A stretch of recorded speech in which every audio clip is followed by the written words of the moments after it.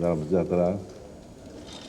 Saudara-saudara sekalian, baru saja saya selaku Ketua DPR bertemu dengan Bapak Presiden, dan pertemuan ini tentu saja adalah pertemuan yang sebetulnya biasa dilakukan oleh pimpinan lembaga-lembaga negara dalam rangka memperlancar tugas masing-masing di dalam penyelenggaraan negara ini sehingga kinerja menjadi semakin baik. Pembicaraan tadi utamanya adalah tentu berdasarkan hal yang berkaitan dengan masalah banjir di ibu kota. Ini saya sudah mulai ya. Banjir di ibu kota, di mana yang telah menimbulkan kerugian yang tidak kecil, 4 triliun lebih menurut Bappenas, dan korban jiwa yang hampir mencapai 40 orang.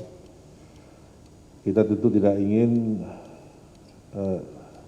kami baik Dewan Perwakilan Rakyat maupun Presiden tadi mengatakan ini tidak ingin dibiarkan semacam ini, keadaan ini, karena bisa dibayangkan kalau akumulasinya berlangsung begitu lama dengan jumlah kerugian yang semakin tahun semakin besar, tentu ini akan menjadi beban bagi masyarakat.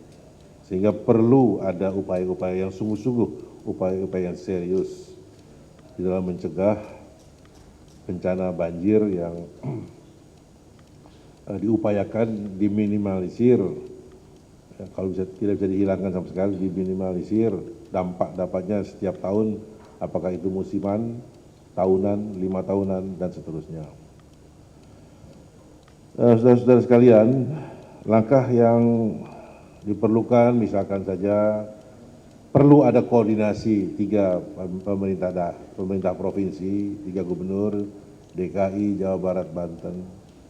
Perlu pembangunan banjir kanal timur diselesaikan lebih cepat, pengaturan tentang pintu air dari hulu dan sebagainya.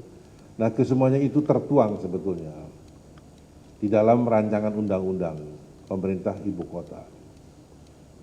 Jadi saya tadi bicara dengan Presiden untuk bagaimana mengakselerasi, mempercepat selesainya beberapa rancangan undang-undang yang bisa dijadikan sebagai landasan dalam rangka mengantisipasi bahaya banjir di masa-masa mendatang ini.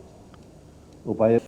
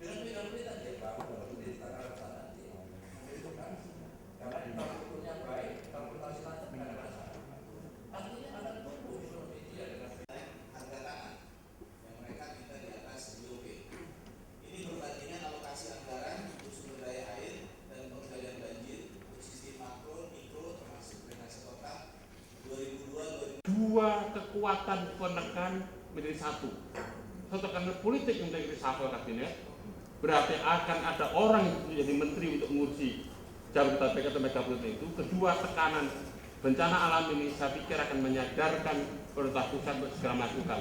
Dan saya minta teman-teman wartawan, Anda boleh tidak setuju dengan saya, kalau kita bisa memahami konsep ini demikian bersama, mari kita galang pendapat publik yang mendukung kementerian ini.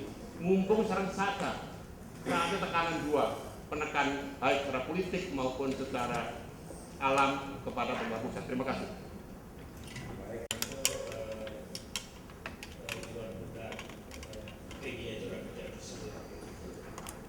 Namun yang saya perhatikan juga bahwa seperti wilayah Kelapa Gading atau Pulau Mesir banjir itu, saya bilang itu air mengklaim haknya, karena itu kan memang dulunya adalah rawa-rawa yang dijadikan tempat parkir air, tapi dulu kemudian dijadikan trotoar. Saya sekarang lagi nginter yang jalan mau ke tol dan mau ke bandara ya, ke bandara itu sama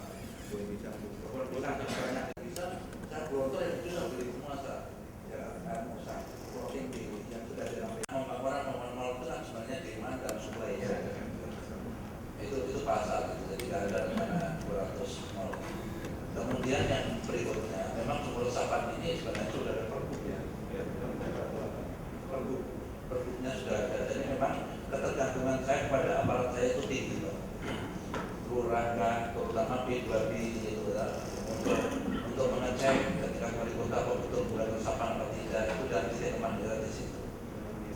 Aku mestinya mengkoordinir seluruh Indonesia, sekarang kurang. Nah gitu, kenapa enggak? Dirjen aja saya didirikan di kantor saya, bisa dipanggil.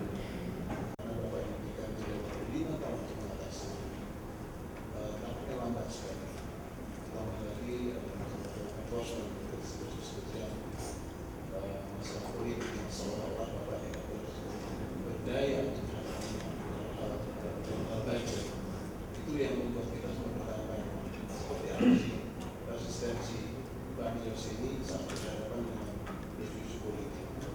Kok kayaknya sebagai gubernur DKI yang mana kita adalah showcase dari negara itu amat tidak ada fungsinya sama sekali. Ketika media mengkritik katakanlah, oh saya ini 24 jam atau kami begadang sampai malam, tapi juga kami melihat di lapangan. Saya setuju dengan banyak hal yang sudah dilakukan. Tadi juga kawan-kawan menyinggung punya kemampuan untuk memaksa. Saya kira kita maknai itu sebagai sesuatu yang positif, sebagai kekuatan Kerja politik, kerja politik. Contoh yang paling simpel, kalau saya sekarang sebagai warga Tangerang, kalau Tangerang masuk dalam konsep metropolitan, saya sebagai masyarakat setuju Pak, sangat mendukung, karena nilai ekonominya pasti naik. Sekarang di masyarakatnya kadang-kadang, lu kan orang pinggiran, lu KTP lu Jakarta coret kan gitu kan. Orang lebih bangga misalnya KTP-nya Monas, itu ada kebanggaan macam itu sebenarnya. Kalau dari sisi masyarakat, saya kira sangat mendukung. Bahkan kalau kasarnya Pak, kalau dia diadakan semacam jajak pendapat atau